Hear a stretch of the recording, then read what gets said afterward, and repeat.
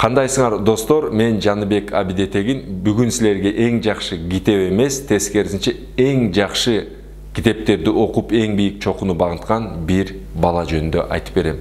Эгер ал бала жөнүндө элдин баары билсин десеңиз, анда сынакка катышыңыз. Сынакта мынакей бул 2 китеп ойнотулат.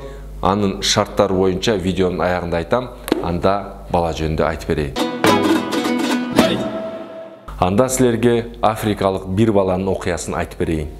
1987 жылы Африканын Малави мамлекетинде Уильям Камфамба деген бала төрөлөт. 2001 жылы 14 жаш куракка келгенде эле Уильям айылына мамлекетине тааныла баштайт. 2000 жылдары анын айылын кургакчылык каптайт. Кургакчылык каптап, айлели жан бага албай калат. Анткени дыйканчылык менен жан багышчу. Айылдыктар шаарга, башка айылга көчүп кете баштайт. Базарда азык-түлүк калбай калат. Мамлекетиде жардам бере албай калат. Жада калса Уильямдын эжеси үй бүлөсүн, айылын, ата-энесин таштап башка айылга качып кетет. Бир күнү Уильямга келип, достору, "Жүрү Уильям, башка айылга, башка жерге баралы, шаарга барып иштеп жаныбызды багалы" дейт. Бирок Уильям айылын, ата-энесин таштап кеткиси келбейт. Ал ошол акчасын төлөй албай, мектептен окуудан да чыгып калат. Бирок китепканага бара берүүнү уланта берет. Бир күнү ал китепканада отуруп, китептерди барактап отуруп, бир жакшы нерсени көрөт. Using Energy деген китептен тегирменди кантип салгандыгын, тегирмен жөнүндө маалыматтарды окуйт. Ага чейин Уильям өзү электр энергияга абдан кызыкчу. Ал күндүн нурун колдонуп, кантип электр энергия иштеп чыккандыгын билчү. Ага анын шыгы жөндөмү бар болчу, бирок билими жетишсиз болгон.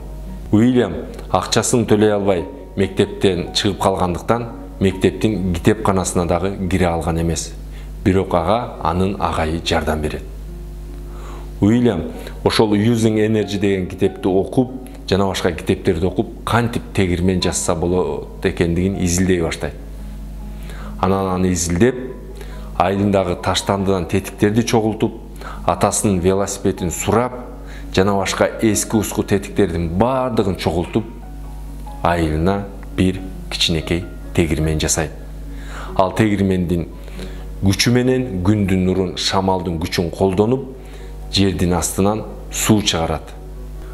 Ошол жылы Уильям айылын кургакчылыктан куткарат. Андан кийин Уильям окуусун улантып, университетти да окуп, кийин Америкадагы Дартмут колледжинде бүтүрүп, чоң тегирмендерди айылына жана кошуна айылдарга бүтүндөй мамлекетине салып берип, бул ишин улантат. Уильям ушул бир тегирменди жасоо менен айылын кургакчылыктан куткарат. Өзүнүн айылына жана кошуна айылдарга электр жарыгын, сууну алып келе баштайт. 2007 жылы TED Globalга чыгып ал өз окуясы менен бөлүшөт. Ошондо бир эле сөздү айткан: "Мен Using Energy китебин окуп, андан тегирменди көрүп, өзүм жасадым. Жана аны мен жасай алдым" дейт. After I dropped out from school, I went to library and I read a book titled Using Energy and I get information about windmill. Уильямдын бул кылган иши таасирдүү, үлгүлүү болгондуктан 2019 жылы Netflix'тагы көркөм тасма тартат. Анын шилтемесин мен видеонун аягында берем. Муну көрүүнү силерге сунуштайм. Мынакей достор, Уильям мектептен чыгып калганына карабай, китепканага барбаганда, китеп окуганга кызыкпаганда, билимге умтулбаганда ушулар болот беле. Көрдүңүзбү, китеп окуган бала элин бакканга, ал эми китеп окубаган бала жанын бакканга умтулат.